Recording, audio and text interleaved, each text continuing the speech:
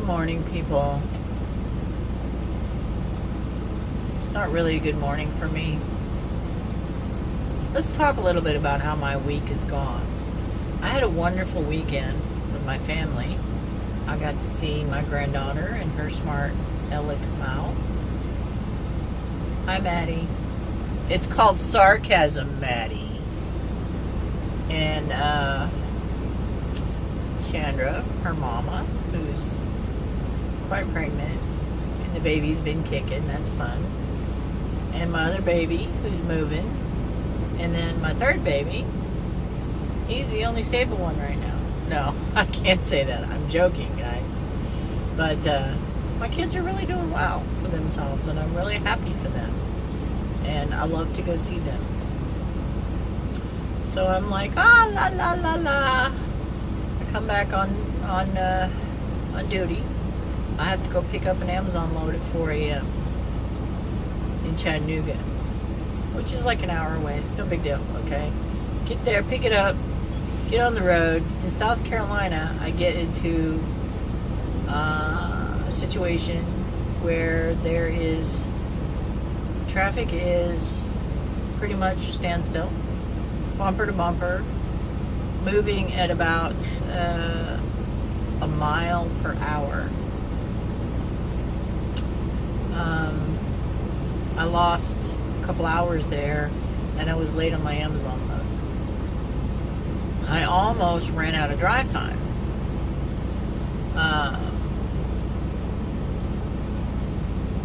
Next day, I pick up a load, and it is, I think it's a FedEx load.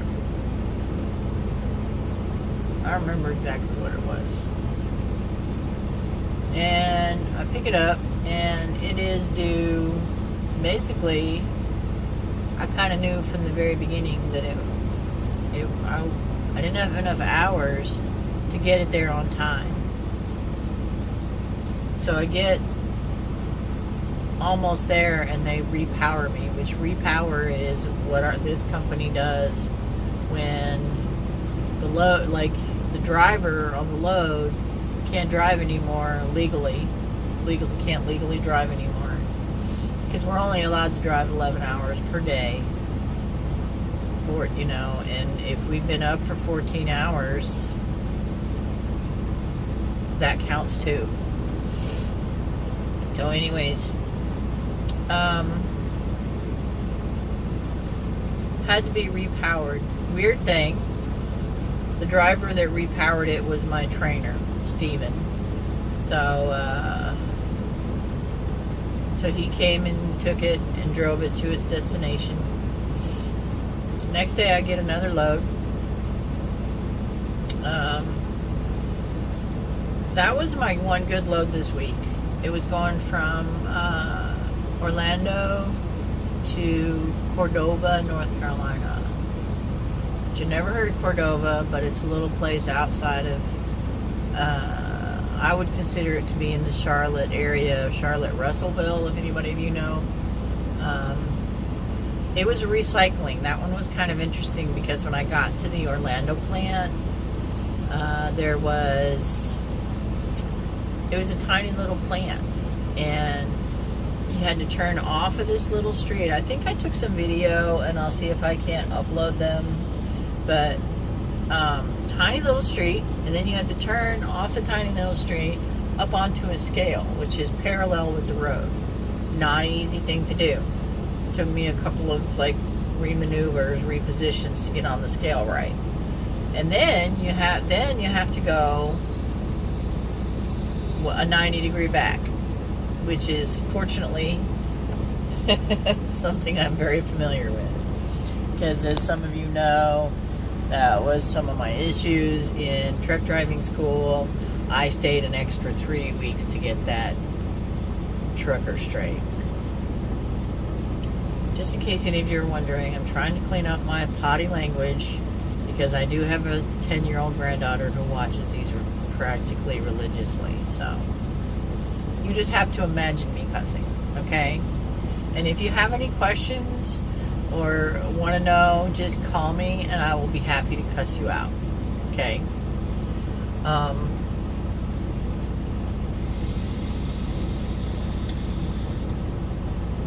where was I? Oh, Cordova. Okay. So that one went well. Then I picked up a load in Charlotte, and it was going to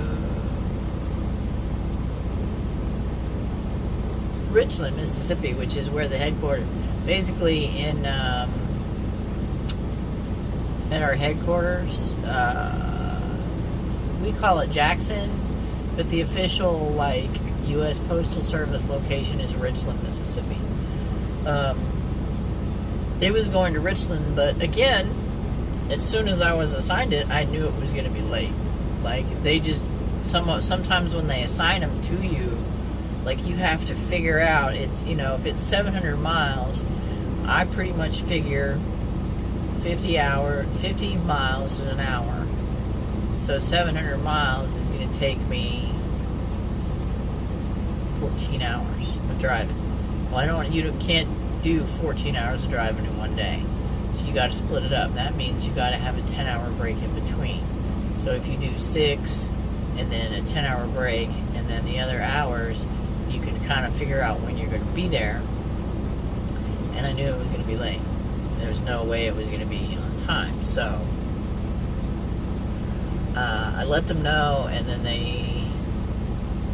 they were like, yeah, we know, and we're just going to have you drive it as far as you can and then repower it. So then they want me, after I get... Oh, and I'm so tired that night when I'm driving, but I'm like, I got to get through Atlanta, because I have to drive through Atlanta from Charlotte to Mississippi.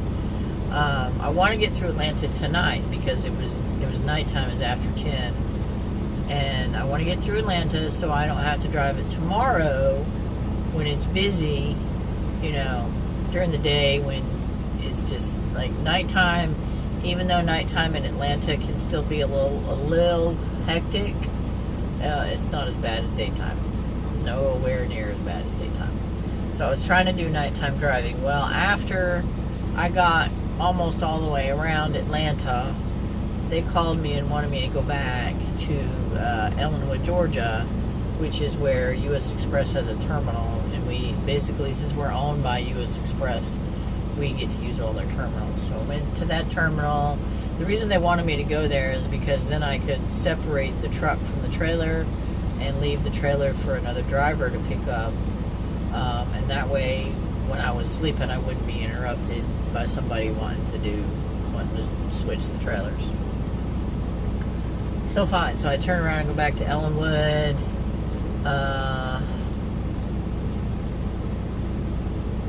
Go to sleep, and I'm thinking, okay. I actually talked to my FM, which stands for something, fleet manager. He's basically my direct supervisor. And I said, why are all these loads being repowered? Am I doing something wrong? He's like, no, it's just about being, in the right place at the right time. And he's like, you weren't really at those points in time, so we just wanted you to drive it out as far as you could. He's like, just keep doing what you're doing. You're doing good. I'm like, okay, good. And he doesn't know this next part. So I'm like, okay, start of a new day. Woo! Okay. So they give me a load that's going from Fairburn, Georgia to Louisiana, which we're going to talk about that in another post. And that's almost 700 miles. I'm like, sweet, okay, let's do it. All right. So I actually couldn't find an empty trailer to take with me, so I just bobtailed out to Fairburn, Georgia. And I get there, and it's real windy, and it's clouding up and dark, and it's about to rain. So I guess I'm in a bit of a hurry, but I made a mistake. It's kind of hard to describe, but I pulled too far under a trailer, and I got my skid plate hooked. Instead of this is the kingpin and this is your skid plate. It's supposed to slide into the middle, and then there's these jaws that close around it. Well, what happened was the trailer was jacked up too high, and I went right under it, and then so then the kingpin's hooked up here on the front of your skid plate. Not a good thing because the trailer's loaded with 34,000 pounds. I can't jack it up any higher because it's already jacked up to the top. I got a yard jockey to come and help me, but I panicked for a minute because I was thinking that I was going to have to call breakdown, and when you have to call breakdown, then you're waiting forever. Okay, so I'm like, I have all this driving to do, and I'm like, yeah, I'm going to drive until like 3 in the morning, and no, I got sleepy. Well, I went into Central Time Zone, and I got sleepy, and I think it said it was 10 something or 11 something, which meant that it was really midnight according to my body clock. And I thought, well, let me check out this rest stop that's coming up, and if they have a spot where I can park, I'll just take a little nap. Yeah, a little nap turned into 8 hours. So, oh, and then here's the worst part of all of it. This is the worst part of all of it. I wake up after my 8 hours, and of course, what do I want? Coffee. Plug in my Keurig, put water in it, get a pod, put a pod in, put a cup under, push the button. I don't know what the hell happened. Steam, noise. Now all my buttons just go bloop, bloop, bloop, bloop. I got about that much of espresso out the bottom. It was really gross. I can't get it to work anymore. My Keurig took a shit. Maddie, that's a bad word. Sorry.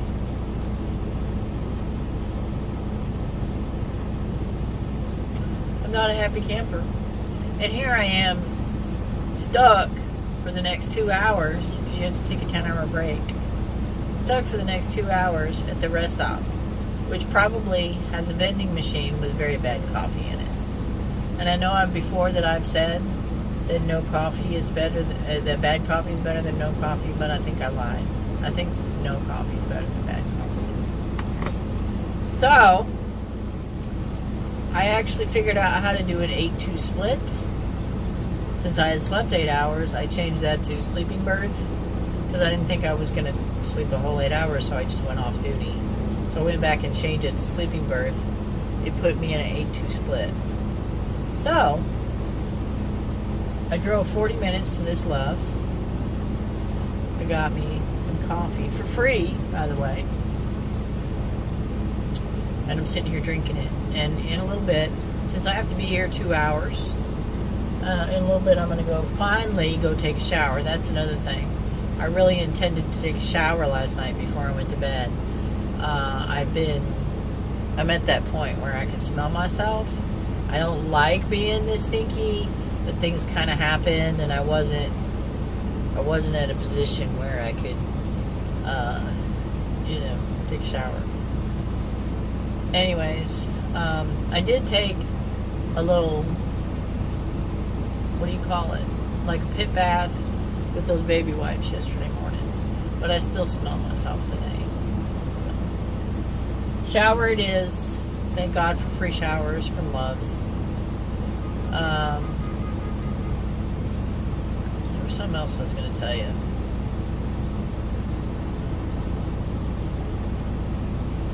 Hang on, let me think.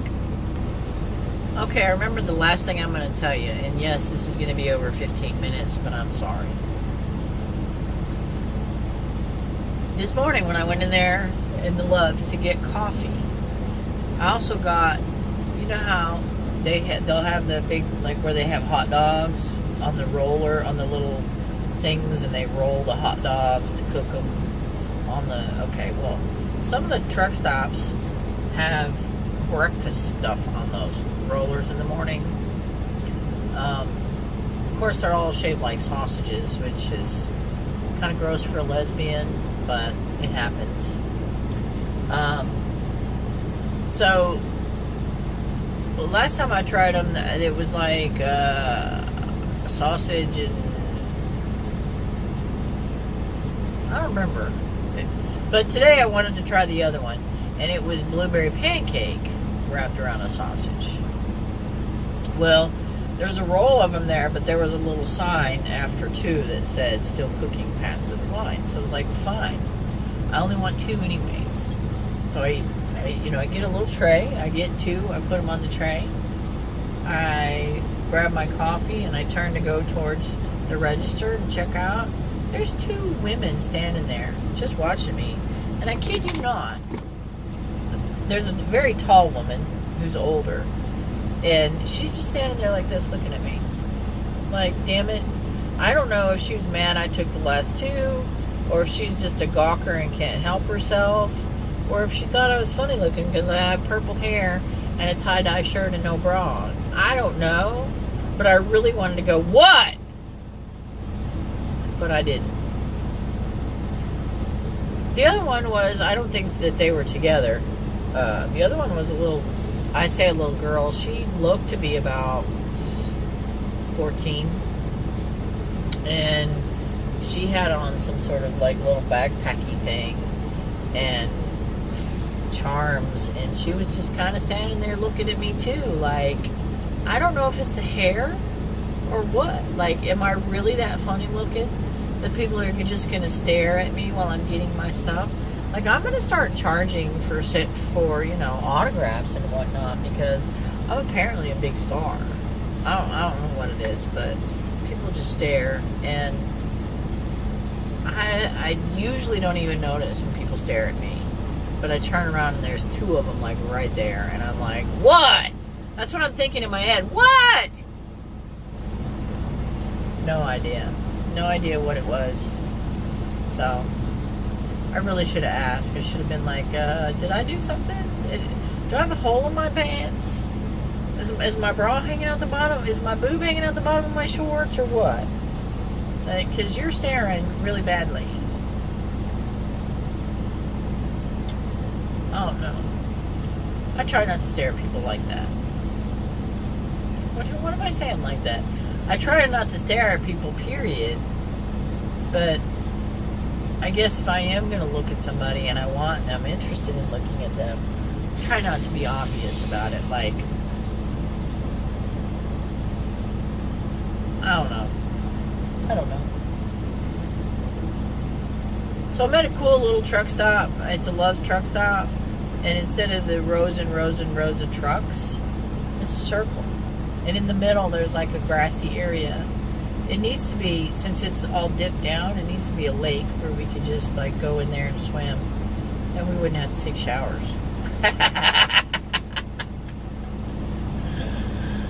Alright, well, I've got some cleaning to do and a shower to take and an hour and 12 minutes to do it in. So, love y'all.